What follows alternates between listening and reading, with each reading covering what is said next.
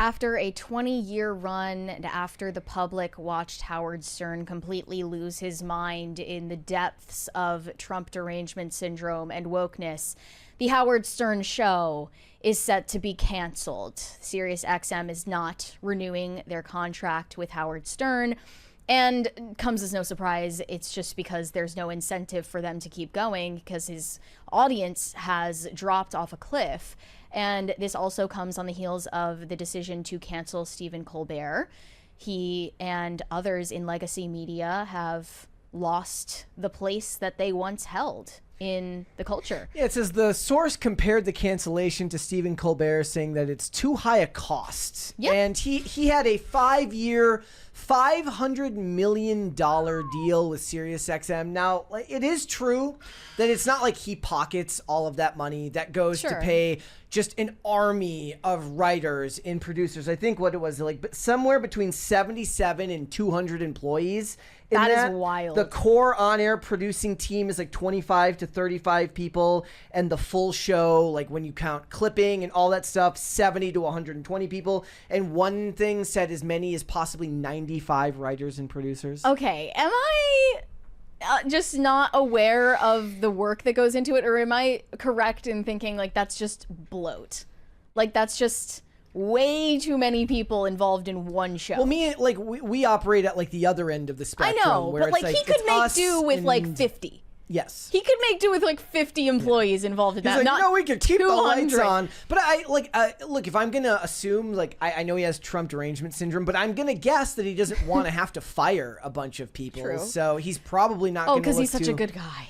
I'm just such a good heart. saying, like, if you work long enough with enough people, unless you're a sociopath, I'm sure some of these people matter to him. At least a couple of them, two, three, four, five. Howard Stern is a bit of a sociopath, and we'll get into his history. Oh, yeah, no, we will. We have a 20 from Pop Culture Junkie. I got to hang out with a retired A&R guy a couple of years ago. I got a great education on how risky the music business is and how many bets on talent don't work out. It's like investing in risky stocks. Yep. Yeah. Because there's so many things that can go wrong. I mean, not just, the A&R guy picks the wrong band, or, they don't have a hit, or they just can't get along as a band, or the two most creative. That's a very common one. The two people that are actually the most creative, like there'll be a guy that's the songwriter and then the singer. They'll get along for a little while, but then they won't be able to get along, and then you lose your singer or you lose your primary songwriter, and you can't get that magic back. There's so many things that can go wrong. Yeah. So the idea of it's just as simple as, the label will just make them, like that's not the truth. Like, it's always risky with creative people too, because they're emotional and unpredictable. Absolutely. Think about the Joe Rogan deal. If we're to compare the influence of the two, who has more of an influence over the culture, Joe Rogan or old decrepit Howard Stern? And you think about the Joe Rogan deal was $250 million over multiple years. The Spotify, he at least got to keep the revenue, like he got access to his YouTube channel again, but it's like to say that they have the same level of influence is insane. We have a 20 from Grunmeister. When did Grace up? Also, that cringe kid was on Tosh.0 like 15 years ago. I've been watching old Tosh.0 stand up. It's actually quite funny. I forgot who Grace Vanderwall was when I was looking at the picture of her now, and then I Googled her. I was like, who is this chick? And I Googled her, and I'm like, oh, I remember that child. Right. Yeah, exactly. I remember that like 7-year-old girl when she was like on whatever America's Got Talent. She was like on like X Factor or something. Yeah, and she was great too. I was like, this kid's awesome, man. Yeah. She's gonna be huge someday. So Howard I'm Stern, glad that she didn't turn into a garbage can. Mm-hmm. Howard Stern has shrunk from 20 million listeners when he was on radio to now somewhere around 125,000 listeners, which is, not too shabby if you're a small YouTube channel. It is too shabby if you're getting paid hundreds of employees, right? Operation. Well, I have a question. Is this a case of get woke, go broke? I mean, is it? According to some, this tweet says, last year Howard Stern said that he hated everyone who voted for Donald Trump and demanded that they stop listening to his show. See, that's the big one. Like, there's a difference between, like, hating an opinion or hating a politician or a person, and then saying, like, if you don't like my stuff, don't watch. Thank you, guys. Like, Well, I don't think that what happened here is like Howard Stern had this huge audience of Trump supporters And that then they just immediately left, his that's not audience. what Like happened. it's more a symptom of the media landscape changing And over a time, and Howard Stern was going to get left behind in the dust Steady regardless. decline. He didn't do himself any favors though. When he interviewed Joe Biden last year prior to Biden dropping out of the race, and this video shows Howard Stern just nonstop glazing Biden and not even barely letting Joe Biden talk. Like he was well, they barely probably even letting told him to interject. He was barely even letting the guy reply to anything he was saying. Just take a look. Not only were you a star football player, but you were a lifeguard. I mean, you really, and you were the only white guy who was lifeguarding in this black community, right? Yeah. I mean, you were the one guy. I was. Your family is pretty, again, this goes to my point about, the president is the father of our country. No. That's something we all say. No, we don't. And I think Well, your you have daddy family issues, is so Howard. extraordinary because of the way they've conducted themselves and how they are with Biden's you. just on another that I feel planet. you have a lot to give to the presidency. These are my feelings. It's pretty amazing family.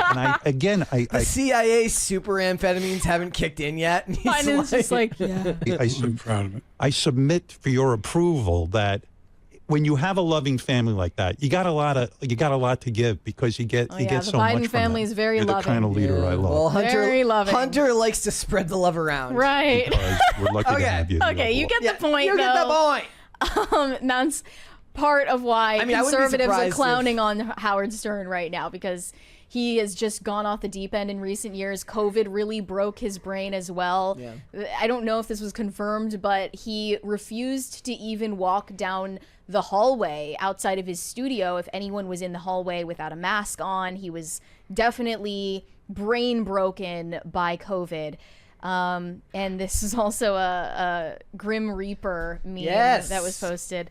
The Get Woke, Go Broke of corporate media that includes Don Lemon, Chris Cuomo, Joy Reid, Stephen Colbert, Howard Stern, and they're saying that The View is next. I think the View's ratings actually stay pretty I think they're good. decent. Like, I Yeah. don't think the View is in any danger of going anywhere, if I'm being honest. Which kind of disproves the idea that you will go broke by going woke. It's not exactly a one-to-one comparison. No, it's thumbnail syndrome. It sounds great when you can get it down to a couple of words, but it's always more complicated than that. And another reason why people are dancing on the grave of Howard Stern's show is because of his prior scandals in the past. Before he started acting like he was a moral paragon, he was kind of a sociopath, as I said before. He was. In the case of Dana Plato, she had just $1,000 in her bank account when she took her own life a day after being humiliated on the Howard Stern show on Mother's Day in 1999.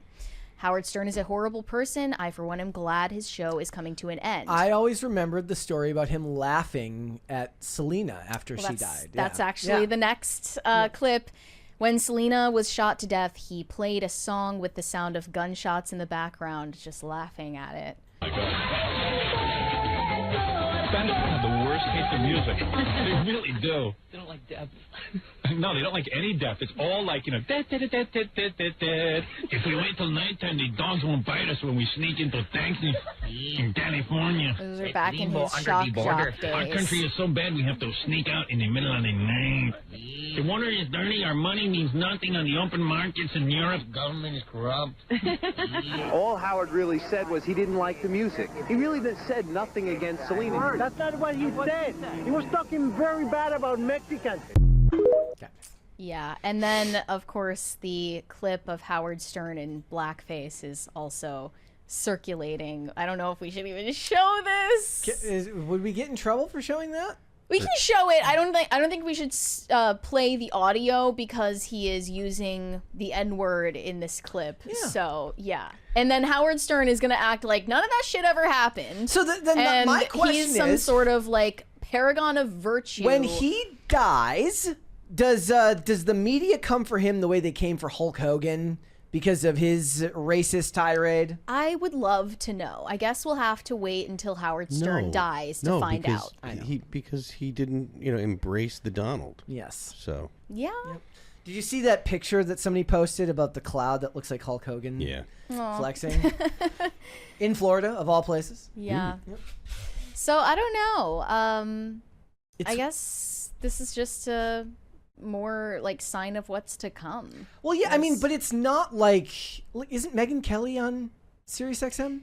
She was at SiriusXM up until sometime last year when she went independent. Now Launched she her own has stuff. MK Media, I believe it's called, or it's Devil May Care Media. I haven't kept track exactly. So it's not Megyn Kelly Media. It's Devil May or Care. both. I don't know, but yeah, she went independent. Devil May Care with a K. I don't think they would have. I think they probably wanted to renew with her. Yeah. But she thought it's smarter to go independent, and this is the new meta. That's what everyone's doing. Yeah, and I mean, now when I think of Sirius XM, if I'm being honest, I think of like you just got a new car and they give you 3 months free, and then they don't, and then nobody renews. That's what I think of when I think of Sirius XM. And speaking of Megyn Kelly, she also learned to laugh at herself. She learned to, laugh at what Trump said about her back when, she was hosting the debates in 2016 and not be so self-important.